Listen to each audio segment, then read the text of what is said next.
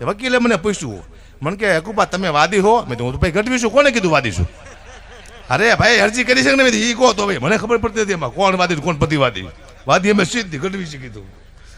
ખબર છે મને યાદ છે બાપુ, ત્રીજા ધોરણમાં ભણતો તો બેન નવા આવ્યા અને કીધું બધાને પરિચય માંગ્યો પ્રાર્થનામાં, તારું નામ શું, તારું નામ શું, તારું નામ શું. મારો વારો આવ્યો, તારું નામ શું બેટા?